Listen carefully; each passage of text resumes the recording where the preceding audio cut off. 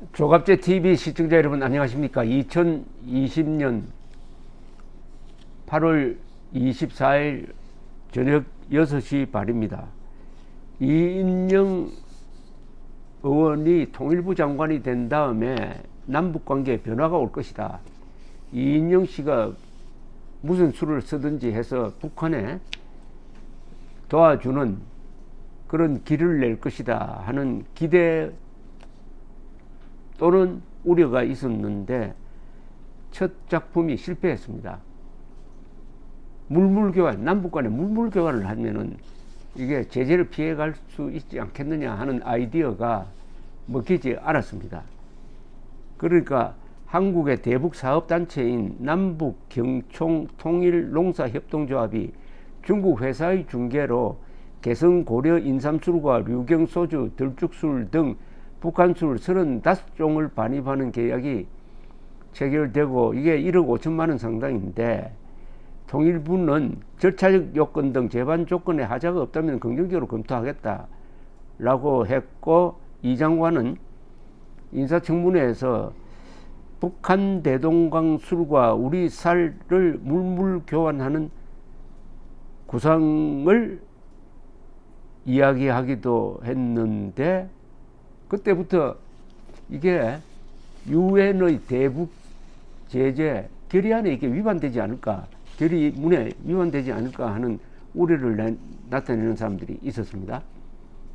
그런데 남북경총 통일농사협동조합은 이번에 계약한 북한수를 남포에서 중국 대련을 경유해가지고 인천으로 들여오기로 계획을 했다고 합니다. 그런데 대북 제재 위반 가능성을 피하기 위해서 술을 반입하는 대가로 현금이 아닌 현물인 설탕 167톤을 건네줄 그런 계획을 세웠는데, 이인영 장관은 물물 교환 형태로 하면은 이게 괜찮지 않느냐 하는 생각을 한 것 같아요. 그런데 오늘 통일부 차관입니다. 통일부 차관이 공식적으로 국회 정보위원회 비공개 업무보고에서 그 계획을 철회했다고 발표를 했습니다. 고려 개성 인삼무역회사와의 사업은 이게 통일부가 추진하려고 해도 국가정보원이 알아보니까 이 기업이 제재 대상 기업으로 이름이 올라가 있다는 겁니다. 그러니까 블랙리스트에 올라가 있는 기업이라는 겁니다. 북한의 이 회사가 고려 개성 인삼무역 회사. 그래서 물물 교환도 안 된다. 따라서 백지화 됐답니다. 백지화. 그런데 이게 통일부의 정보 능력이 좀 의심스럽습니다. 이게 대북 제재 명단에 들어가 있는 회사는 유엔 안보리 결의 사항이기도 하지만은 이것을 관리하는 기구가 우리 정부 안에서 있어야 되고, 그건 당연히 통일부와 국정원과 검찰, 경찰, 그리고 뭐 군대 이런 데서 다 관리를 하고 있어야죠. 가장 중요한 거죠. 북한의 제재 대상으로 지정된 개인이나 회사에 대한 거는 이렇게 수첩을 갖고 다니면서 실무자들도 알고 있어야 될 사안인데, 어떻게 제재 대상인 회사를 상대로 물물 교환 구상을 하고 이게 언론에까지 날 정도가 되었느냐. 이건 무능이라고밖에 이야기할 수 없죠. 무능하고 무모한 거죠. 전유옥 전 국회의원이 요걸 딱 물고 들어가면서 황당한 일을 벌리고도 책임도 지지 않습니다라는 글을 썼습니다. 조갑제닷컴에 실린 글을 한번 소개를 해드리겠습니다. 문재인 정부가 위험하다고 생각하죠. 여러 명확한 이유가 있지만 가장 큰 것은 이들이 일을 해본 적이 없고 그래서 일머리 자체가 없다는 것입니다. 무능하다는 겁니다. 그러니까 국내적인 거는 적당히 덮을 수가 있어요. 요새 코로나 사태 보십시오.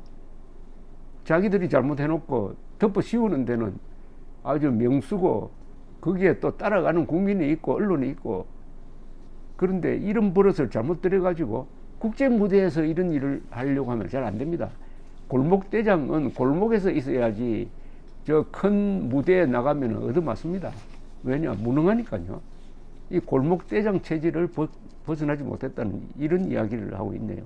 일머리, 어떤 사람이 일머리가 있다고 하면은 일을 아주 두서 있게 규모 있게 착착착 하는 사람을 일머리가 있다고 그래요. 일머리를 안다고 그러기도 하죠. 이 정권은 일머리를 모른다 이겁니다. 황당한 일을 벌이고도 이유도 설명도 하지 않고 책임도 물론 지지 않습니다. 이인영이 나는 전임 김현철과 달라 난 대북 관계에 휘달릴 거야 이렇게 나왔지요. 통일부 장관 되자마자 남북 물물 교환하겠다면서 아주 의욕 충만하게 나왔습니다. 그런데 이인영이 추진했던 이 물물 교환 참 이름도 조선시대로 거슬러 올라간 듯합니다. 북쪽 상대가 기업 개성 고려 인삼무역공사인데 미국과 유엔 제재 대상 기업이었답니다. 그래서 없던 일로 백지화가 되었습니다. 코수염 깎은 해리스와 만났을 때 무슨 독립운동이라도 하는 것처럼 폼 잡은 이인영 해리스 대사가 속으로 웃었을 겁니다. 제재 대상인지도 모르면서 언론에 공표했던 이인영, 만일 보통 회사원이면 잘립니다. 그리고 거래해서는 안 될 회사와 한 건 하겠다고 나서는 정신 나간 회사원도 없고요. 당연히 그 당사자인 이인영이 이유를 설명하고 책임은 어디까지나 질 것인지 말해야 통일부 장관다운데 국회에서 통일부 차관이 대리 출석해서 없던 일이 됐다고 발표했답니다. 나라 일을 이렇게 어설프게 하는, 자기네 학교 때 동아리 놀이 하듯 하는 저들의 어설픔이 저는 겁이 납니다. 최소한의 확인 절차도 밟지 않고 봉기 김선달식으로 물물교환하겠다고 나섰으니까요. 이인영이라는 사람 첫 방에 이렇게 나가 떨어질 줄은 몰랐네요. 하기는 이인영 뿐이겠습니까? 코로나 창고를 오직 광화문 집회자에게 뒤집어 씌우는 와중에 의사 4,000명 정원과 공공의대 지방 설립을 발표하는 저 무지의 센스. 혀를 내두릅니다. 180석 갖고 있으니 무조건 밀어붙이면 된다는 오만불손함, 방자함이 하늘을 찌르네요. 권력에서 가장 위험한 것은 무지 그리고 오만입니다. 문재인 정권은 오만합니다. 그런데 보통 오만한 사람들은 실력이 넘쳐가지고 오만한 경우가 더 많습니다. 그래서 오만한 것만 보면 안 되고, 오만한 이유가 저렇게 실력이 꽉 찬 사람이니까 오만해도 되겠구나 해가지고 봐줍니다. 그런데 문재인 정권은 오만하기는 한데 실력이 없어요. 무능하면서 오만한 게 이 정권의 죄입니다. 무능하면 겸손해야죠. 무능하면 오만할 자격이 없습니다. 무능하면 겸손해야 됩니다. 오만한 사람은 유능해야 합니다. 유능해야 합니다. 박정희 대통령은 왜 저렇게 유능했느냐? 문재인 대통령은 왜 이렇게 무능하느냐? 그 차이는 명백합니다. 박정희 대통령은 사실과 법치와 그리고 과학을 믿는 사람입니다. 문재인은 법치도 무시하고 사실도 무시하고 과학도 무시합니다. 그러면 유능할래야 유능해질 수가 없는 거죠. 누구한테 들었는지 대한민국 원자력 발전소가 위험하다는 이야기를 듣고 아무 검토도 하지 않고 탈원전 선언하는 사람이 문재인 대통령입니다. 박정희 대통령이 만든 이 세계적 원자력 산업을 무지의 소산으로, 그리고 오만, 이러니까 자충수가 될 수밖에 없는 거죠. 유턴이 안 됩니다. 유턴이. 무능과 오만 합치면 필망이 되는 거죠. 필망. 반드시 망한다는 걸 우리가 필망이라고 합니다. 그런데 대북 제재는 아주 엄격하게 진행되고 있습니다. 김정은에게 먹히고 있는 게 대북 제재입니다. 왜 먹히고 있느냐? 유엔 안보리 제재니까 그렇습니다. 그리고 여기에 미국이 별도 제재를 하고 있습니다. 일본도 별도 제재를 하고 있어요. 우리는 별도 제재를 별로 안 하고 있습니다. 이게 제대로 집행되는지 한반도 주변에 수시로 비행기가 와서 감시도 하고 있습니다. 그리고 이것을 벗어날 방법이 없는 거예요.